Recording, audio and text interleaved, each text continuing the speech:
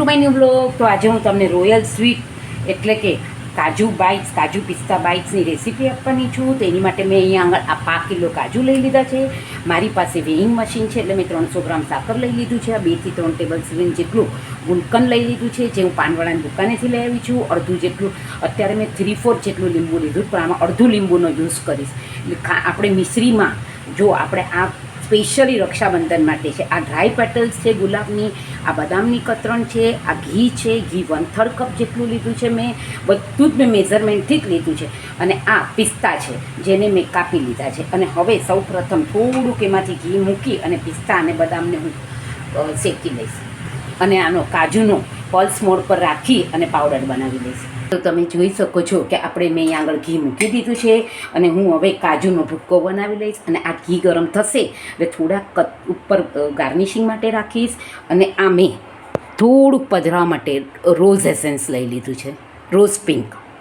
અને થોડુંક આમાં હું સોતે કરી લઈશ અને થોડાક હું આમાં એને ઉપર ગાર્નિશિંગ માટે રાખીશ. તો તમે જોઈ શકો છો કે આપણું આ ઘી ગરમ થઈ ગયું છે. એમાં થોડાક હું પિસ્તા નાખીશ અને થોડુંક બદામની કતરણ નાખીશ.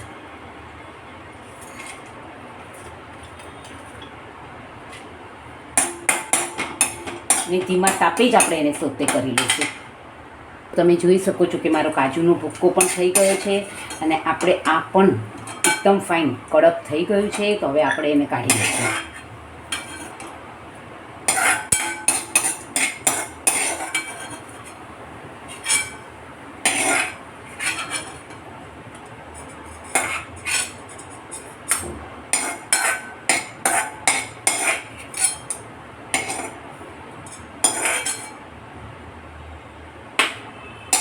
અને હવે આપણે આમાં આ ઘી નાખી અને કાજુના ભૂક્કાને આપણે શેકી લઈએ છીએ.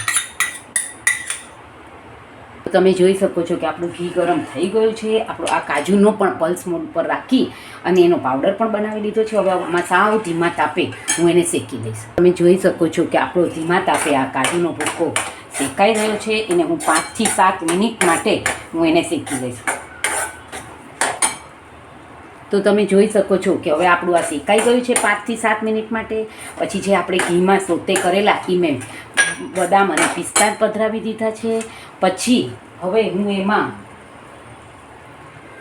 ગુલકંદ નાખી દઈશ. મેં આમાં 2 ટેબલ સ્પૂન જેટલું ગુલકંદ નાખી દીધું છે.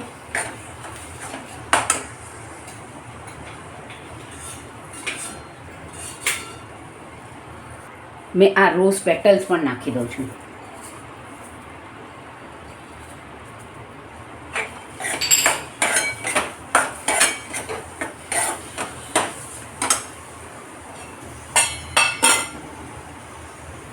અને આ પિંક ફૂડ કલર પણ એડ કરું છું. જો કે આપણું આ તૈયાર થઈ ગયું છે.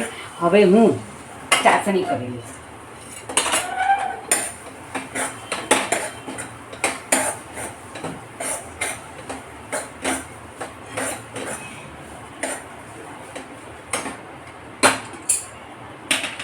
તો મેં આને ઘીથી ગ્રીસ કરી લીધું છે અને આમાં હું 300 ગ્રામ જેટલી સાકર પધરાવી દઈશ. તો તમે જોઈ શકો છો કે હું આમાં 1/4 કપ પાણી જળ પધરાવી દઈશ. તો તમે જોઈ શકો છો કે મેં આમાં જળ પણ પધરાવી દીધું છે.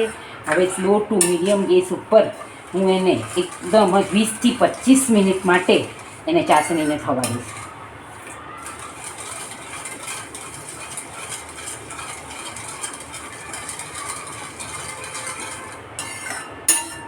અને ખાંડ ઓગળશે પછી આપણે અડધું લીંબુ પધરાવી દઈશું, જેથી આપણી સાકર ક્રિસ્ટલાઇઝ થઈ નહીં થાય. એટલે ત્યારે સ્લો ગેસ છે મારો.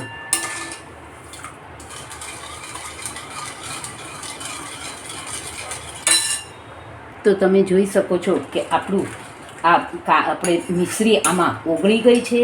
એટલે હવે આ સ્ટેજ ઉપર આપણે આમાં અડધું લીંબુ પધરાવી દેવાનું છે.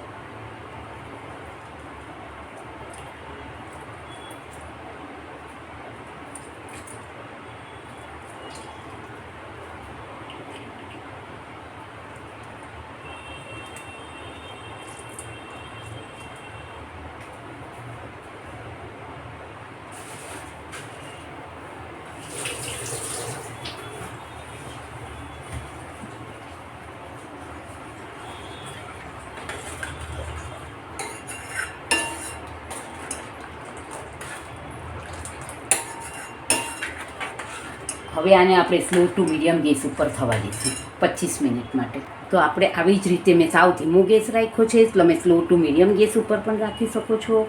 તો આપણે એને 20 થી 25 મિનિટ માટે થવા દઈશું. તો આપણે લગભગ 25 મિનિટ થવા આવી છે. હવે 2-3 મિનિટમાં હું એને આમાં 2 મિનિટ માટે ઠારી દઈશ.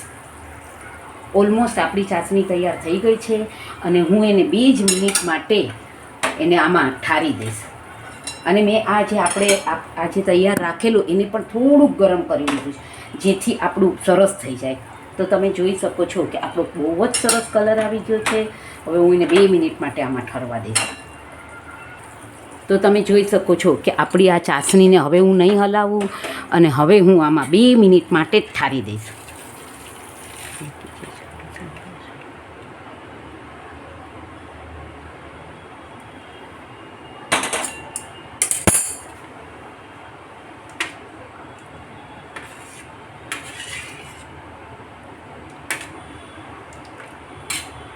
આ ચાસણીને હું વધારે નહીં ઠરવા દઉં ને 2 થી 3 મિનિટ માટે જ એને કરીશ.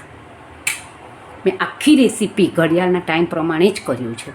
આને પણ મેં 1 થી 2 મિનિટ માટે ગરમ કરી લીધું, જેથી કરીને આપણું જો આ મિશ્રણ ઠરી ગયું હોય તો હવે સાકર આ મિશ્રી પધરાવ્યા પછી બહુ કડક ન થાય એટલે.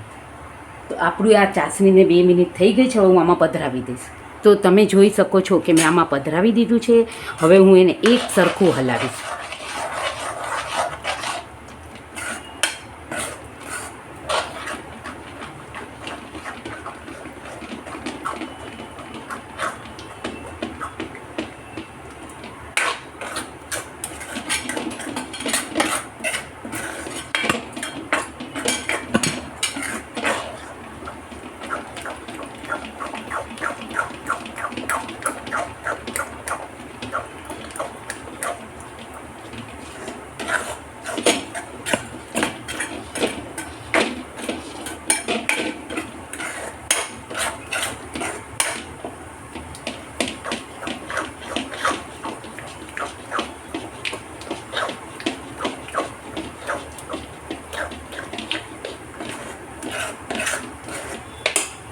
તો તમે જોઈ શકો છો કે આપણું આ સરસ પથરાઈ ગયું છે. હવે હું એને આપણે જે બદામ અને પિસ્તાની કતરણ હતી એનાથી હું એને ગાર્નિશિંગ કરી દઈશ.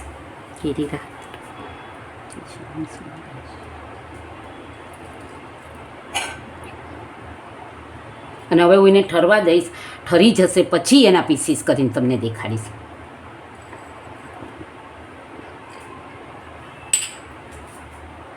તો હું તમને ઠરી જાય પછી એના પીસીસ કરીને દેખાડીશ.